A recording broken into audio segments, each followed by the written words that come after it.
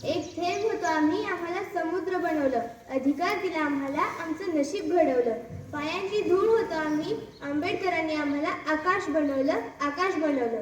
तर मी आता संग्राम बनसोडे याला आपले विचार मांडण्यासाठी बोलवते. सो प्लीज संग्राम.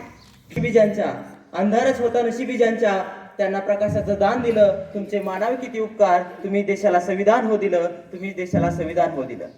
सूर्याप्रमाणे तेजस्वी दिसणारे व्यासपीठ, चंद्राप्रमाणे शीतल छाया देणारे गुरुजन वर्ग आणि चांदण्याप्रमाणे चमकणाऱ्या माझ्या विद्यार्थी मित्रमैत्रिणींनो, मी संग्राम बनसोडे. आज मानवी हक्काचे कैवारी, कायदे पंडित, दीनदुबळ्यांना अहोरात्र कष्ट करून त्यांचं स्वप्न रंगवणारे, अस्पृश्यता मिटवण्यासाठी आपल्या जीवाचे रान करणारे व आपल्या बांधवांसाठी अहोरात्र कष्ट करणारे, संविधानाचे जनक, स्वतंत्र भारताचे पहिले कायदा मंत्री आणि भारताचे एक अमूल्य रत्न डॉक्टर बाबासाहेब आंबेडकर यांना मी वंदन करतो व माझ्या भाषणास सुरुवात करतो. कोणते आकाश हे तू आम्हा नेले कुठे, कोणते आकाश हे तू आम्हा नेले कुठे, तू दिलेले पंख हे पिंजरे गेले कुठे. कोणते आकाश हे तू आम्हा नेले कुठे, तू दिलेले पंख ही पिंजरे गेले कुठे. त्या भराऱ्या आमच्या ही पाखरांची वंदना, भीमराया घेया तुझ्या लेकरांची वंदना, भीमराया घेया तुझ्या लेकरांची वंदना. ते म्हणतात ना, एखादी रात्र जर जास्त काळोखी असेल तर येणारा सूर्य देखील तितकाच प्रखर आणि तेजस्वी असतो. अरे क्षुद्रांची अवस्था किड्या मुंग्यांपेक्षाही बेकार असताना समाज व्यवस्था बदलण्यासाठी मध्य प्रदेशातील महू या गावी 14 एप्रिल 1891 रोजी आई भीमाबाई आणि वडील रामजी यांच्या पोटी एक दिव्य ज्योत जन्माला आली. स्वतंत्र भारताचे पहिले कायदा मंत्री डॉक्टर बाबासाहेब आंबेडकर यांची जयंती. मित्रांनो, भारताच्या भूमीमध्ये अनेक थोर महापुरुषांनी जन्म घेऊन देशासाठी, समाजासाठी देश बांधिलकी आणि राष्ट्रनिष्ठा जोपासली आहे आणि त्यांच्या या सेवेचा वारसा आजही या देशातील बांधवांना प्रेरणा, उत्साह देत आहे. आणि अशात डॉक्टर बाबासाहेब आंबेडकरांचं नाव सर्वात वर आहे. काय होतं बाबासाहेब आंबेडकरांकडे, कुठली परिस्थिती होती त्यांची, उमऱ्याच्या बाहेर बसावं लागायचं.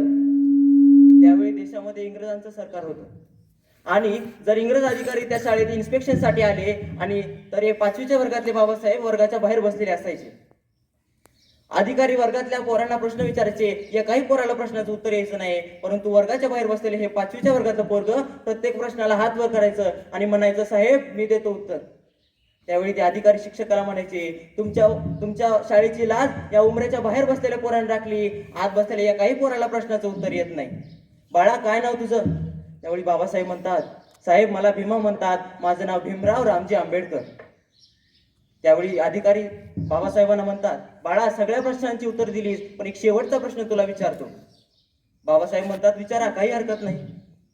त्यावेळी ते अधिकारी म्हणतात, सांग भीमा, या पृथ्वीपासूनचा सर्वात दूरचा ग्रह कोणता आहे? त्यावेळी बाबासाहेबांची मान खाली जाते, डोळ्यात अश्रू येतात आणि बाबासाहेब म्हणतात, सर पृथ्वीपासूनचा सर्वात दूरचा ग्रह कोणता आहे मला माहित नाही, पण माझ्यासाठी सर्वात दूरचा ग्रह त्या वर्गाच्या कोपऱ्यामध्ये ठेवलेला पाण्याचा माठ आहे सर.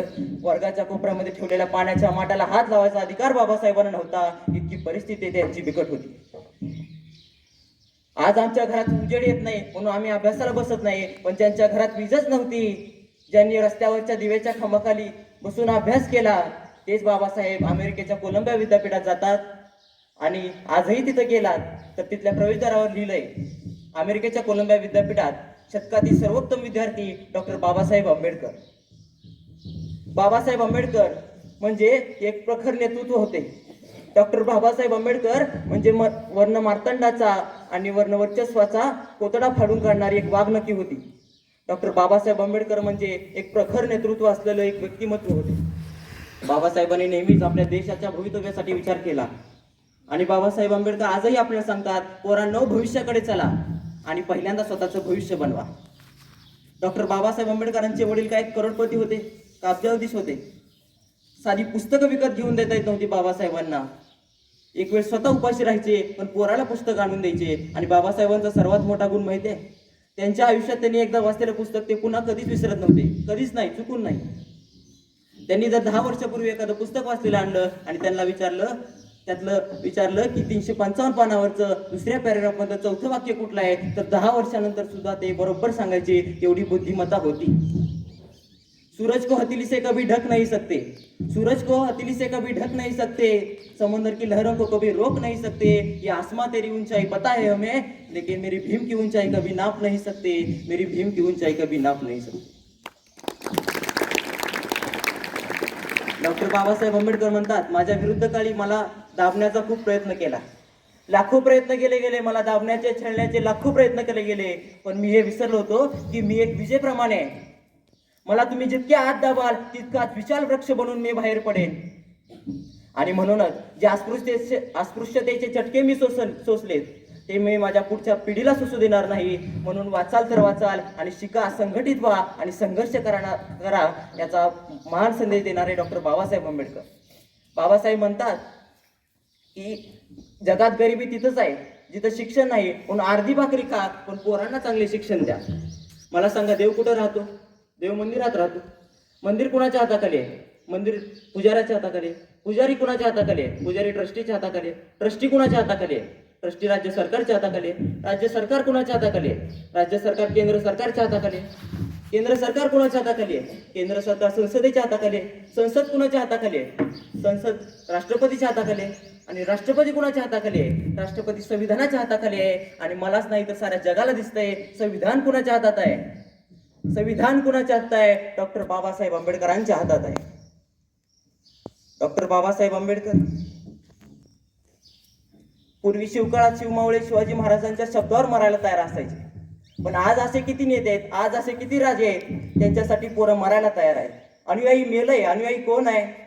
जो कदाचित महापुरुषांची जयंती साजरी करत नाही, बाबासाहेबांच्या पोटाला कधी हार घालत नाही, पण बाबासाहेबांनी सांगितलेली तत्व आणि पंचशील बुद्धांचे जो जीवनात आतोनात पालन करतो त्याला अनुयायी म्हणतात.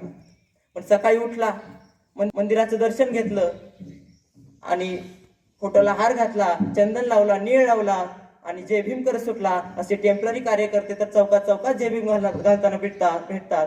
पण वाईट वाटते मित्रांनो, पण आमच्या खिशामध्ये महापुरुषांच्या विचारांची पाकिटं नाहीत, पण देशी दारूच्या बाटल्या आम्हाला बघायला भेटायला. ही परिस्थिती या देशाची झाली.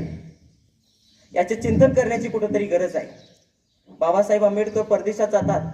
बाबासाहेब 18-20 तास अभ्यास करतायत. बाबासाहेब फक्त अभ्यास करतायत. बाबासाहेब वाचन करतायत. बाबासाहेब जीवाची पर्वा करत नाही. बाबा फक्त अभ्यास करतायत.